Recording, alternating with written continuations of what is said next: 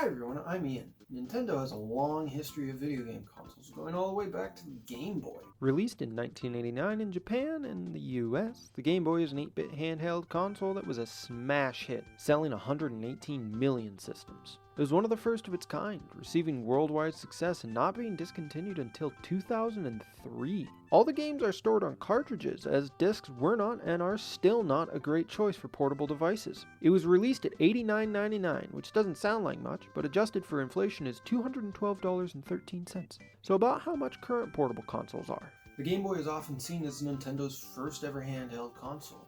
What if I told you there was another? Game & Watch. Is that the name of it, or is that something I'm supposed to do? Because I'll do it. Imagine this. You're a 1980s Japanese businessman riding the bullet train to your job. Because it's 1980s Japan, smartphones don't exist yet. But you do have an LCD calculator, which you decide to play with. Now imagine on that same train is a man by the name of Gunpei Yokoi, the developer for Nintendo. Yokoi sees you playing with your LCD calculator and has the idea to use that LCD screen and a few buttons to make a single game portable console and throw in a clock for funsies. Yokoi pitched this idea to the CEO of Nintendo at the time, Hiroshi Yamauchi, who was actually going to a meeting with the CEO of Sharp. Yamauchi then told the idea of this game console to the CEO of Sharp, and after some discussion, one whole week later, Yokoi was given the go-ahead to make the console. When the Game & Watch was released in America, Nintendo wasn't as big of a name as they are today, so they actually released it under the name Timeout, which sounds more like punishment and not something that you'd want to do. The Game & Watch system originally consisted of one screen and 2 to 4 buttons. The later models had 2 screens, D-pads, joysticks, and some were made to sit on desks. So what's next? Fast forward 40 years, and it's the 35th anniversary of Mario. Instead of doing something like on the 25th anniversary, where they re-released a game, or the 30th anniversary, where they did an 8-bit Mario-styled amiibo, Nintendo wanted to do something a little different. So what better than to re-release some games on a re-release system? And Nintendo really likes re-releasing things. The Super Mario Bros. 35th anniversary color screen Game & Watch. God, I love this thing. Though it doesn't seem like much, it's really nice. It's got Mario 1 and 2 in full color and Ball, the first Game & Watch game ever released, in something that can be easily fit in a shirt pocket. It's got this cool red and gold color palette that reminds me of the Famicom. It's even got a clock. I couldn't see this being my preferred way of playing the first 2 Mario games, but it's fun nonetheless. Like it was originally designed for, it can really pass the time, and you can tell that I use it as I have a high score of 327 in Ball.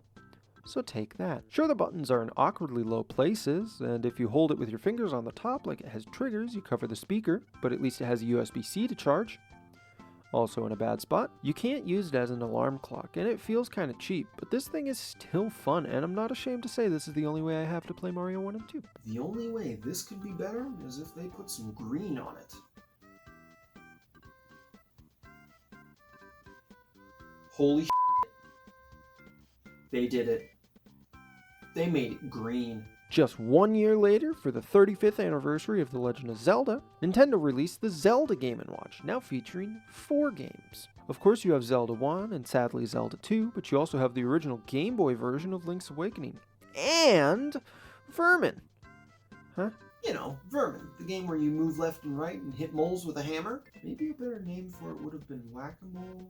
No, never mind, that's trademark. The biggest differences between the Mario and Zelda versions are obviously Mario and Zelda, but also the fact that the Zelda one has one more game and it comes with a game timer, which isn't a timer for your game, but instead a game within itself. Set the timer for up to 10 minutes and kill as many enemies before it runs out. How is this a game? It uses Zelda 2 assets and sucks as the controls for Zelda 2 suck. Also, look at this box. It's made to look like an original Game & Watch box, but with Legend of Zelda on it.